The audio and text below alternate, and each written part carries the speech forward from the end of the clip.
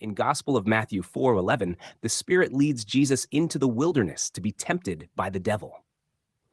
This scene unfolds immediately after his baptism, where he is declared to be the beloved Son.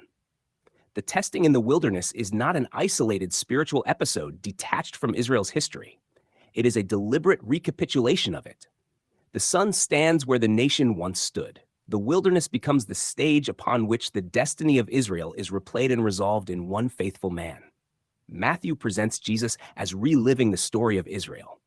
Just as Israel passed through the sea and entered the wilderness, so Jesus passes through the waters of the Jordan and is driven into the desert. Was tested 40 years.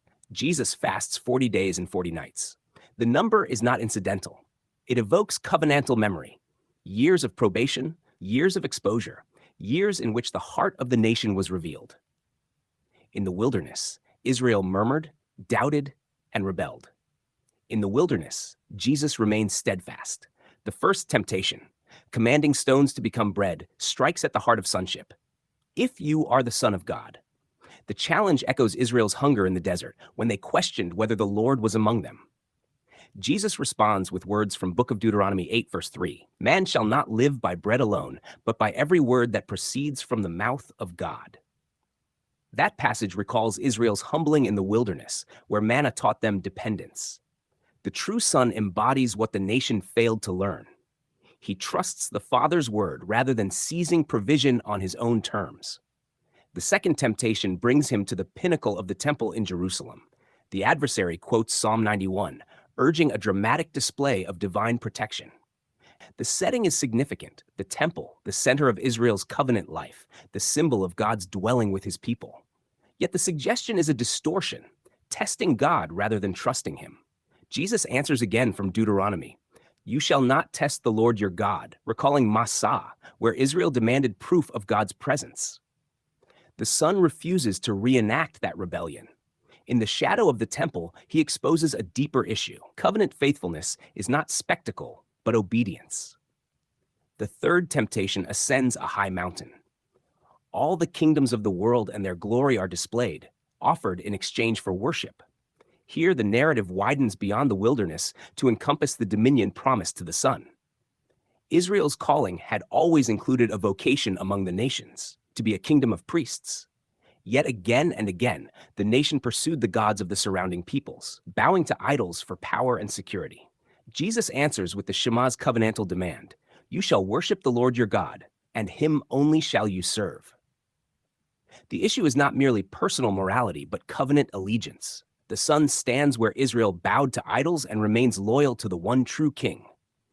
Throughout the temptations, each reply comes from Deuteronomy, the book that records Moses' covenant exhortations before Israel entered the land. That context is decisive. Moses warned the people of prosperity's dangers, of forgetting the Lord once settled among the nations. Jesus, as the greater Son, stands at the threshold of a renewed Israel. His obedience in the wilderness anticipates a work that will bring the old covenant age to its appointed conclusion. The adversary departs, and angels minister to him. The wilderness testing thus becomes a declaration. The faithful Israelite has appeared. The Son who embodies the nation has overcome where the nation failed. The narrative prepares for the proclamation that follows, repent, for the kingdom of heaven is at hand. The kingdom's nearness is not abstract. It is bound up with the arrival of the obedient Son who fulfills Israel's vocation and stands ready to confront the structures and authorities of that age. Within the flow of Matthew's gospel, this episode signals that the decisive struggle is underway. The testing in the wilderness anticipates conflicts with demonic forces, confrontations with religious leaders, and ultimately the judgment that would fall upon the covenant-breaking generation. The obedient Son, having triumphed in the desert, advances toward Jerusalem, not to fail as the nation did, but to consummate the purposes long declared in the law and the prophets.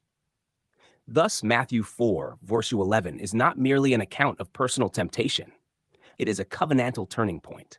The history of Israel converges in the wilderness, and in the steadfast obedience of the Son, a new chapter in redemptive history begins, bringing the story of the old age to its appointed climax.